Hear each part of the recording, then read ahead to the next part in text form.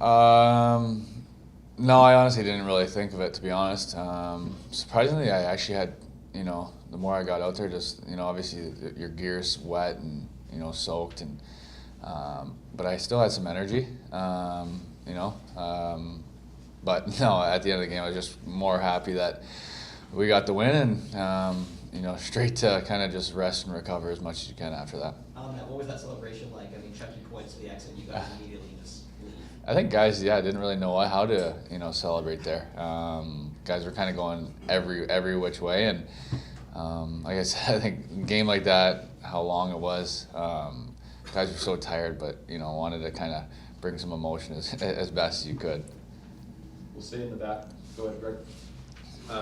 So what did your texts look like after that game? Did you get more texts about your time on ice or that chance in front on Anderson? Which one? The one that I missed and hit his head, or?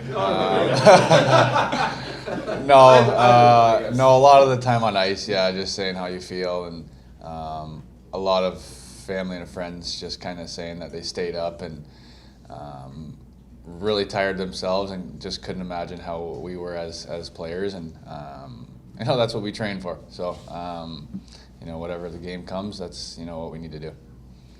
About 8 years ago, you played in the longest NCAA game. Yeah. Did that creep back into your mind at all as you started going through it, thinking about that experience? Yeah, I thought about it, to be honest, a little bit. I don't know how much I played then. I don't know if there's a stat to see. I think we went 5 overtimes that game and ended up winning as well. So good on both sides there. Second row on the left. They said you skated 8 miles last night. Do you did an 8-mile run before? That number alone is kind of crazy. Personally, yeah. I mean, when I was younger, I'd like to run. Definitely not 8 miles, but I feel like there's probably a lot of gliding in there. Obviously, it sounds like a big number, but there's definitely a lot of gliding. I try to stay away from it, or trying to learn to not as glide as much personally in my game, but the amount of, I guess, time on ice and power plays going back and plays in a game. I definitely like to get up in the rush, and that number is definitely going to be high. Front right. Brandon, Sasha said last night that this team was conditioned, maybe not for overtimes, but since training camp, you guys were conditioned for any situation. The way we've seen you in the playoffs to come back several times, and what we saw last night, is there anything that can really stop you guys? Because mentally, it seems like you guys can go through anything.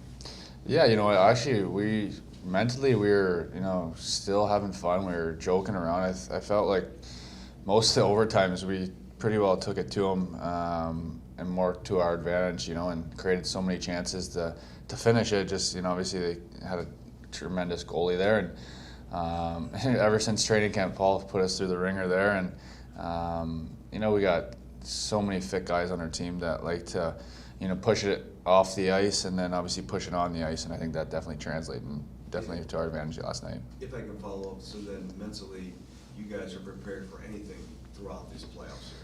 Absolutely, and I think we've experienced so much throughout this season and throughout the playoffs already, where down in games, up in games, no matter the outcome, until the game's over, we're pushing. We have a 4-line 60. Our goalies are pushing, and we just want to get those wins. And I feel like we've been doing a really good job at doing that.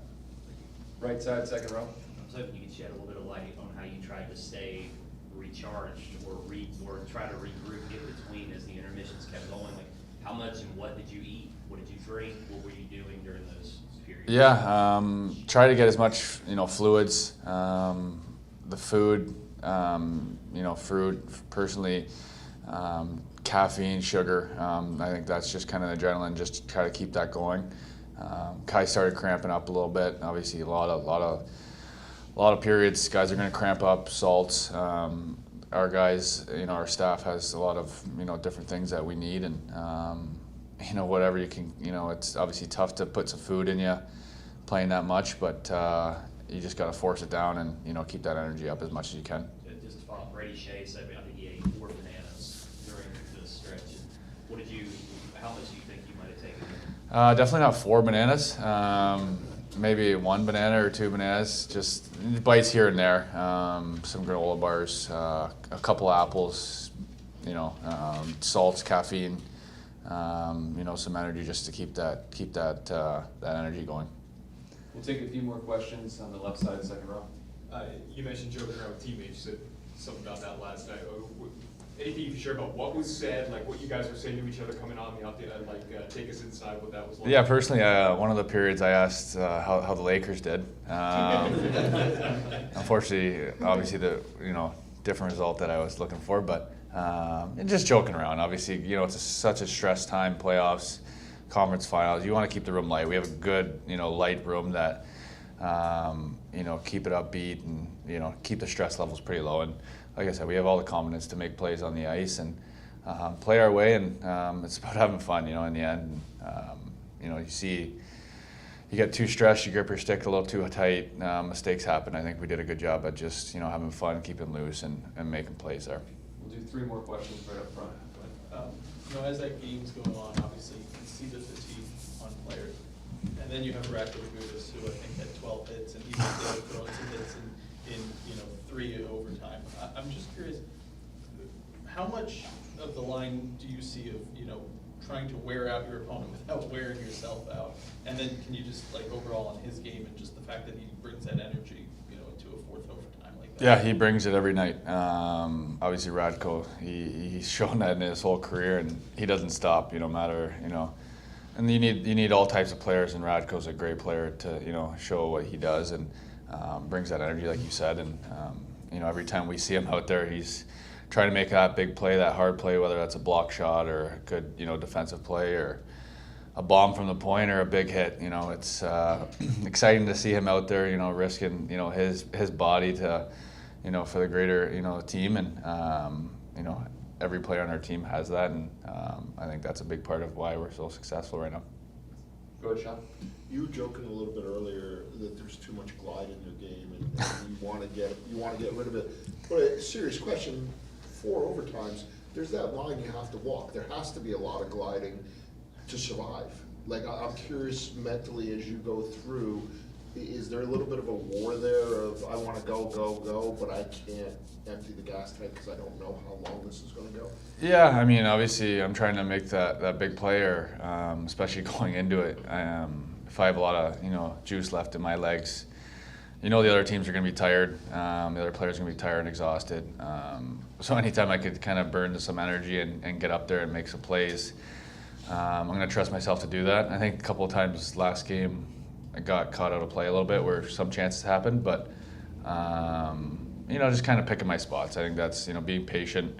The staff has helped me a lot with being patient and in my game, picking the right spots and kind of staying in the play before leading a rush. And I thought I've done a good job this season at learning to do that. Last question. Throughout the playoffs, you guys have been so good in these pressure situations. You have a whole team of guys that it seems like nobody shies away from the moment, but especially in a game like last night, the saves that Sergei is making and the way he looks so calm while he's doing it, how much do you guys feed off what he's able to do?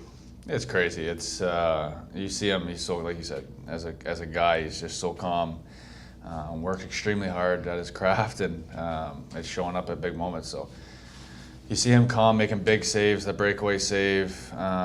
He made a bunch of big saves last night, and it just keeps us, that even keel, and we got a guy back there that's bound, as hard as anyone, and keeps a straight face, and it's nice to have that confidence. Thanks for your time, Brandon. Thank you.